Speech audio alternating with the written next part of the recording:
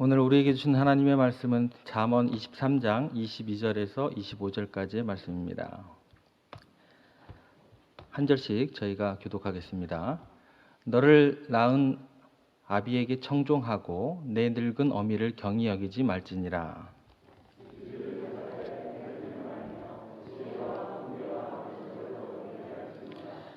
의인의 아비는 크게 즐거울 것이요 지혜로운 자식을 낳은 자는 그로 말미암아 즐거울 것이니라.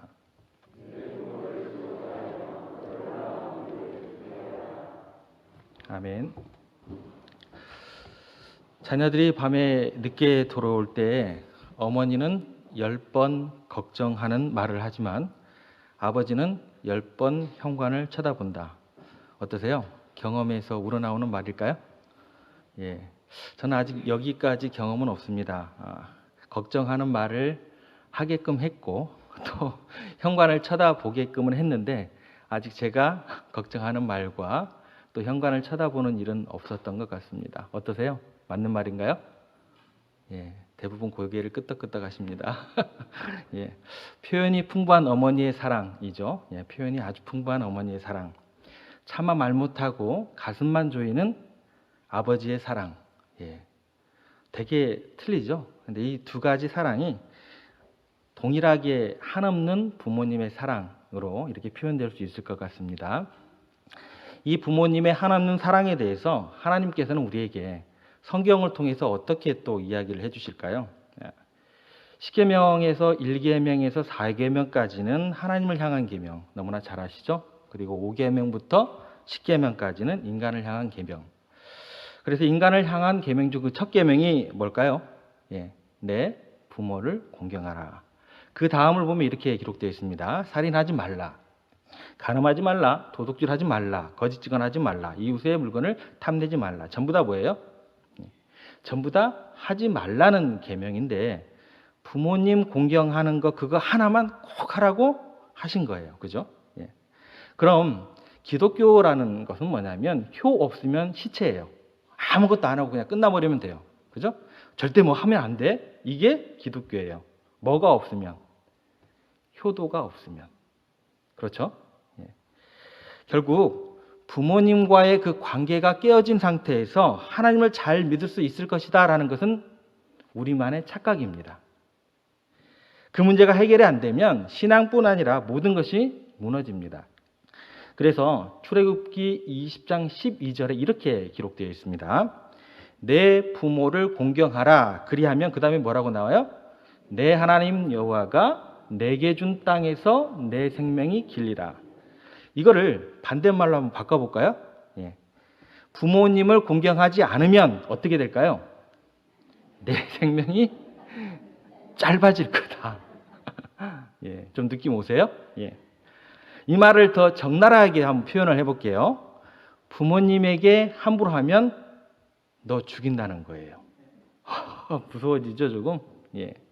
그래서 성경에서 부모님에게 욕을 하거나 거역하는 자는 어떻게 하라고요? 돌로 쳐서 죽이라. 라는 구절이 나옵니다. 여러분, 효도라는 것은 뭐냐면 우리가 착한 사람이 되기 위해서 하는 게 아니라 우리는 어떻게 해야 돼요? 살기 위해서 해야 돼요. 살기 위해서. 예. 선택이 아니라 신앙에 있어서 필수 요건이 효라는 것입니다. 오늘 본문을 통해서 신앙의 필수 요소인 효에 대한 그 구체적인 방법에 대해서 한번 생각해 보겠습니다. 첫 번째, 효에 있어서 가장 기본은 말씀을 잘 듣는 것입니다. 22절로 한번 가보겠습니다. 너를 낳은 아비에게 청종하고 내 늙은 어미를 경히 여기지 말지니라. 부모님께서 너를 낳고 기르다가 늙지 않았느냐? 얼마나 수고했는데 말씀을 경청하지 않고 청종하지 않고 경히 여길 수 있느냐라는 거죠. 나를 위해서 희생하신 보이는 그 부모님의 그 말에 귀를 기울이지 않는 사람이 보이지 않는 하나님의 말씀에 귀를 기울 리가 없다라는 것이죠. 믿음 있는 척에도 그거는 뭐예요? 철저하게 위선이다라는 것입니다. 효에 대한 그 중요한 말씀이 잠언 1장 8절 9절에서도 연결됩니다. 한번 보겠습니다. 내 아들아, 내 아비의 훈계를 들으며 내 어미의 법을 떠나지 말라. 이는 내 머리에 아름다운 관이요 내 목에 금사슬이냐. 여기 보면 아비의 훈계를 듣고 어미의 법을 떠나지 않는 것을 뭐라 그래요? 머리에 아름다운 관이요 내 목에 금사슬이니라. 두 가지 단어가 나옵니다. 관하고 금사슬. 예. 머리에 관은 누가 썼을까요? 승리한 사람들이. 그죠? 존귀한 자라는 어떤 그런 표현이죠. 부모님의 말씀을 잘 듣고 순종하는 것이 하나님 보시기에 너무나 존귀한 사람이다라는 거예요. 그죠? 목에 목걸이가 아니라 금사슬을 두르고 있다는 건 뭐예요? 부모님의 마음의 뜻이 무엇일까 또 헤아리려고 그렇게 애를 쓰고 기쁘게 해드리라는 그 착한 마음, 그 성실한 마음을 가지면 그 사람은 어느 곳을 가든 사랑받고 인정받는 어떤 사람이 된다? 부유한 사람이 된다라는 거예요. 그래서 효도는 단순히 부모님과 나만의 어떤 그 관계로 끝나는 것이 아니라 내 인격의 여부가 돼요. 더 나아가서 부유함의 문제까지 연결이 되더라는 거예요. 그래서 부모님 공경하는 것은 결코 우리가 가볍게 여길 만한 것이 아니다라는 것입니다. 예수님을 한번 생각해 보겠습니다. 예수님은 철저하게 하나님의 말씀을 청종하고 순종하셨다라는 것입니다. 사람들이 예수님께서 이렇게 이야기를 했습니다. 예수님, 십자가 지지 마세요. 지시면 안 돼요. 왜 그걸 지시려고 하세요? 라고 이야기할 때 예수님께서 하신 말씀이 다음과 같습니다. 마태복음 26장 54절 말씀 이렇게 이야기를 하세요. 내가 만일 그렇게 하면 이런 일이 있으리란 성경이 어떻게 이루어지겠느냐 하시더라. 이게 무슨 말이에요? 세상에 나에게 어떤 것을 주면서 어떤 것을 요구하더라도 하나님 아버지의 말씀이 이루어져야 되니까 나는 하나님 아버지 말씀을 들어야 해, 청종해야 돼 라고 이야기하시는 거예요. 누구의 말보다도 부모님 마음의 말에 귀를 기울이는 거, 이게 효도하는 가장 큰 첫걸음이다라는 것입니다. 여기에 그치지 않고 한 단계 더 강조를 하십니다. 디모데전서 5장 4절 말씀으로 한번 가볼게요. 뭐라고 이야기하시는지. 만일 어떤 과부에게 자녀나 손자들이 있거든 그들로 먼저 자기 집에서 효를 행하여 부모에게 보답하기를 배우게 하라. 이것이 하나님 앞에서 받으실 만한 것이니라. 여기 보면 먼저 배울 게 있어요. 그게 뭐예요? 부모님에게 효도하는 것. 이거 먼저 배워야 된다라는 거예요. 그러니까 과부인 불쌍한 어머니가 계시는데 교회 일 한다고 여기저기 정신없이 다니지 말라는 거예요. 예? 부모님에게 무관심하고 무례하면서 하나님 아버지께 예배하는 것, 하나님이 하나도 기쁘지 않다라는 거예요. 그러니까 먼저 부모님에게 잘해야 된다라는 거예요. 그런 것들을 가르치셔야 된다라는 거예요. 이것이 하나님 앞에 받으실 만한 것, 이게 뭐예요? 하나님을 섬기는 거다라는 이야기입니다. 그런데 문제는 어떤 거냐면 우리는 모두 어떤 사람일까요? 타고난 불효 자식들인 것 같습니다. 그래서 성경에 나오는 비유를 보면 효자가 없어요. 별로. 다 뭐예요? 불효 자식들이 등장하게 됩니다. 마태복음 21장에 나오는 비유입니다. 한 아버지가 큰아들을 불러요. 큰아들 불러가지고 야 너 가서 포도원을 가서 일 좀 해라 라고 이야기를 하니까 예 알겠습니다 하고 가다가 아버지가 안 보는 것이 딱 낌새가 끼어지니까 어떻게 돼요? 새길로 도망가 버렸습니다. 나중에 아버지가 보니까 포도원이 엉망이 되었어요. 큰아들이 일을 안 하니까. 그래서 이번에는 둘째 아들을 불러가지고 야 둘째야 너 포도원 가서 일 좀 해라 라고 했더니 싫어요 라고 이야기를 해요. 형도 안 하는데 제가 그걸 왜 해요? 라고 하면서 안 간 거예요. 우리 친구들하고 막 재밌게 놀아요. 그러다 가만히 생각하니까 내가 아버지께 너무했나? 라고 죄송한 생각이 들어서 가서 일을 하게 됩니다. 누가 순종한 사람일까요? 그게 아니죠. 둘 다 나쁘죠. 둘 다 나쁜 아들이죠. 그죠? 예. 내 해고 안 가는 것은 아버지를 대놓고 무시한 거잖아요. 그죠? 예. 대놓고 무시하고 완전히 그렇게 얘기했고 또 대놓고 안 가겠다는 것은 뭐예요? 그 성질 부르는 건 뭐예요? 갈 것 같으면 처음에 내 하고 가면 얼마나 좋아요. 예. 그런데 그런 인간이 없다라는 거예요. 없다라는 거예요. 누가복음 15장에 두 아들이 나옵니다. 평생 아버지 옆에 순종하는 것 같은 큰아들이 나중에 동생이 돌아오는 걸 보고 난 다음에 막 성질을 부리면서 본색을 드러냅니다. 내가 아버지를 위해서 어떤 고생을 했는데, 내가 평생 고생했는데 나를 위해서 염소 새끼 하나 낳았더니 동생 돌아오니까, 저놈 돌아오니까 송아지를 잡을 수 있습니까? 나는 이런 아버지 싫습니다 하면서 어떻게 해요? 집에를 안 들어가 버려요.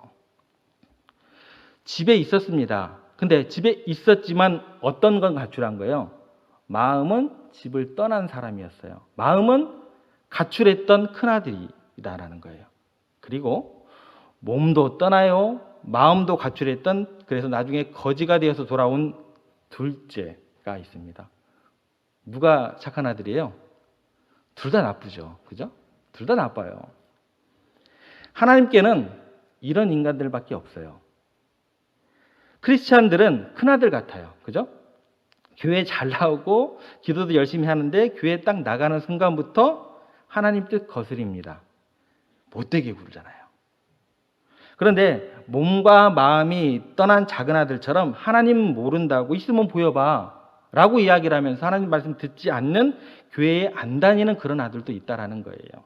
그런데 간혹가다 그 사람들 중에 하나님 말씀대로 사는 사람들이 있어요. 어떻게 된 거예요? 하나님은 믿는 사람이건 믿지 않는 사람이건 온통 불효자식밖에 없다라는 것입니다. 그래서 우리 모두는 회개가 필요한 존재들이다라는 것입니다. 회개함으로 부모님의 말씀을 경히 여기지 않고 청종하면서 부모님을 기쁘게 하는 우리들이 되었으면 좋겠습니다. 두 번째는 의롭게 사는 것입니다. 의롭게 사는 것. 24절 말씀을 한번 가보겠습니다. 의인의 아비는 크게 즐거울 것이요 지혜로운 자식을 낳은 자는 그로 말미암아 즐거울 것이니라. 부모님께서 언제 즐거우세요? 자녀들이 바르게 살고 지혜롭게 행동하면 그때 즐겁다라는 것이죠. 아무리 잘 먹고 잘 입어도 자식이 죄인으로 낙인 찍히고 자식들이 부끄러움을 당하면 부모님은 그것처럼 고통스러운 게 없다라는 거죠. 그래서 의로운 인생이 되고 지혜로운 삶이 될 때 부모님을 가장 기쁘시게 할 수 있는 가장 큰 선물이 될 수 있다라는 것입니다. 며칠 전에 딸아이가 제게 와서 아빠 뭐 필요한 거 있으세요? 말씀만 하세요 라고 이야기를 합니다. 제가 아무리 생각해도 떠오르지가 않아요. 저 돼지저금통으로 제가 갖고 싶은 걸 살 만한 게 없는 거예요. 그래서 야, 아빠는 모든 게 다 있으니까 아무것도 안 해줘도 돼. 너가 그냥 건강하고 행복하면 돼. 그게 아빠에게는 가장 큰 선물이야. 그랬더니 아니나 다를까 아빠 저 돼지도 있다니까요. 뭐가 필요하세요? 속으로 제가 뭐라고 했을까요? 그것도 내 돈이다. 여러분, 하나님 아버지께 뭐 해드리실 계획이세요? 달라고만 하지 마시고 달라고 하는데 익숙하시잖아요. 그죠? 뭐가 필요하세요? 라고 하나님께 여쭤보면 하나님이 뭐라 하실까요? 너나 잘 사세요 라고 하십니다. 너나 잘 사세요.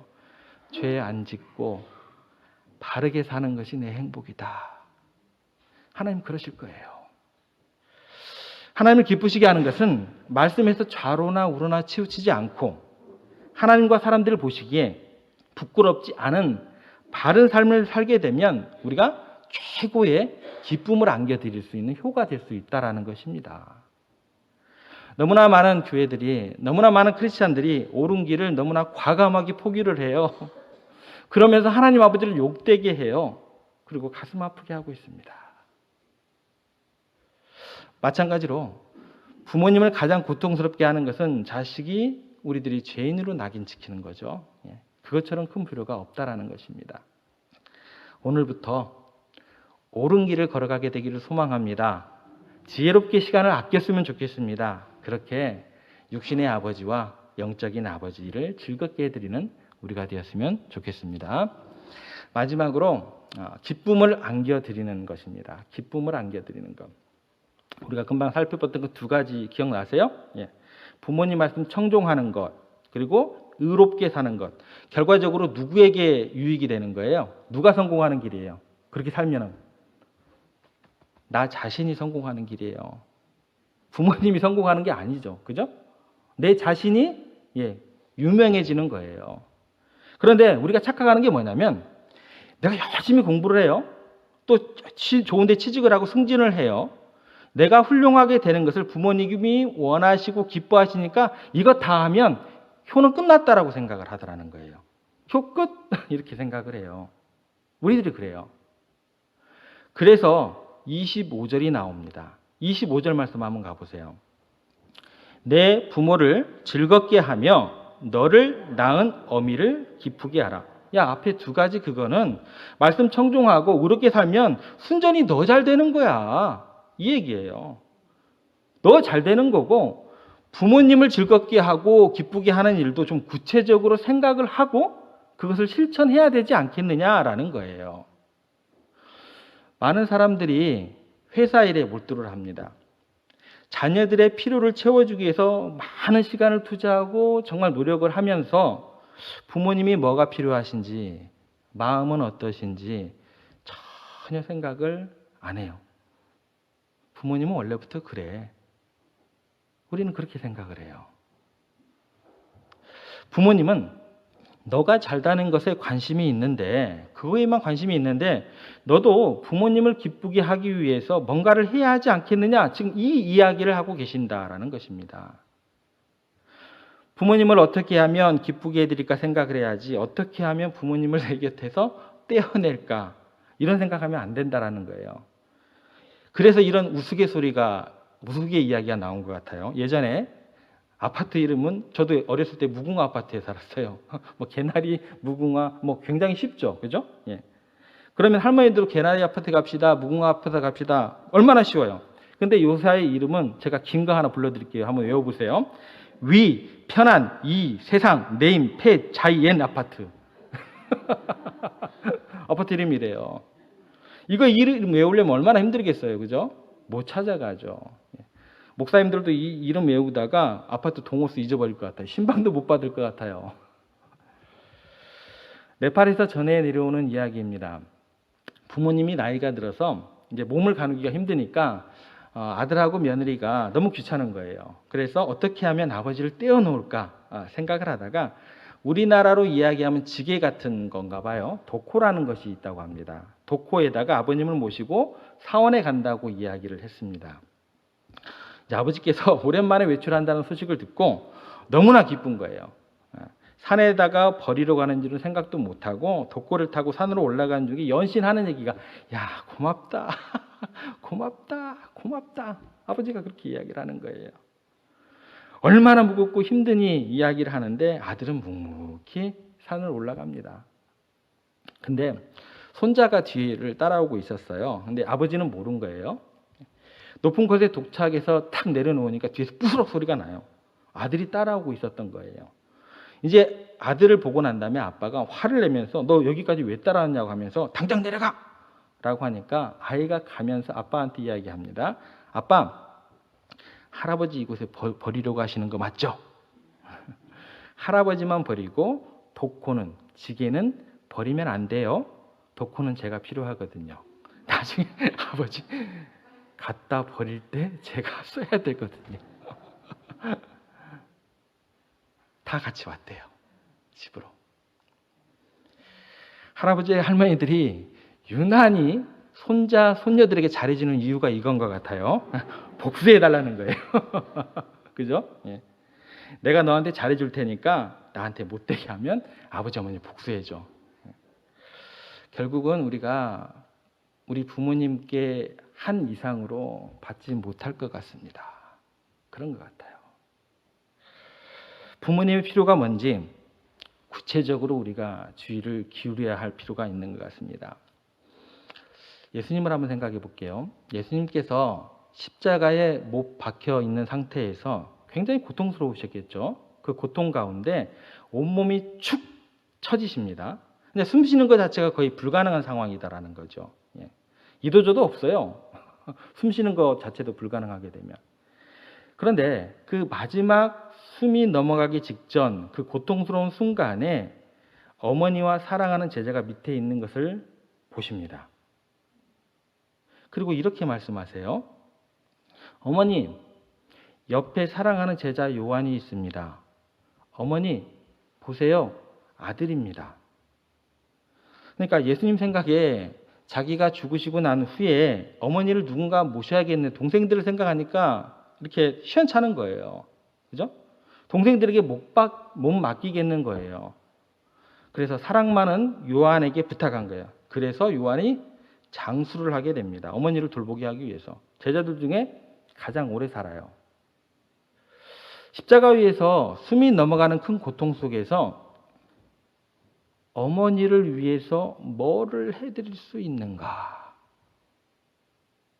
그 생각하고 계셨다라는 거예요. 마지막까지 숨이 넘어가는 그 순간까지 어머니의 필요를 생각하고 계신 예수님이었다라는 것입니다. 이것보다 더 중요한 내용이 있습니다. 요한복음의 구조에 의하면 어머니를 부탁한 다음에 그 다음에 예수님께서 하신 말씀이 뭐라고 얘기를 하시냐면 다 이루었다라고 이야기를 하세요. 이런 성경 구조를 통해서 하나님께서 우리에게 이야기하시는 것은 뭘까요? 우리가 부모님을 어떻게 대하느냐가 우리의 삶과 신앙에 있어서 완성의 여부를 결정한다라는 것입니다. 예수님이 십자가에서 하늘 아버지의 뜻을 다 이루기 위해서 십자가에 매달리신 후에 마지막으로 숨이 넘어가는 인생의 그 마지막 순간 육신의 어머니께 효를 다하기 위해서 마지막 온 힘을 다 쓰셨다라는 것입니다. 그래서 기독교는 처음부터 끝까지 무슨 종교예요? 효의 종교입니다. 다 이루었다라고 말할 수 있는 것은 효 없으면 불가능해요. 신앙은 뭐로 입증을 해요? 효로 입증할 수밖에 없습니다. 부모님을 즐겁게 해드린 것, 그것이 신앙입니다. 복을 받기 위해서 기도 백날 해도 부모님에게 효를 안 하는 사람 하나님께서 복을 주실까요? 무슨 일이 있어도 첫 번째, 부모님의 말씀을 청종하는 우리가 되었으면 좋겠습니다. 두 번째, 옳은 길을 걸어가는 우리들이 되었으면 좋겠습니다. 세 번째, 부모님을 즐겁게 하는 일에 최고의 노력을 기울이면서 주님께서 예비하신 이 땅에서 복을 누리는 여러분과 제가 되기를 간절히 소망합니다. 기도하겠습니다. 하나님 아버지, 그동안 부모님의 말씀을 가벼이 여기고 청종하지 못했던 죄를 회개합니다.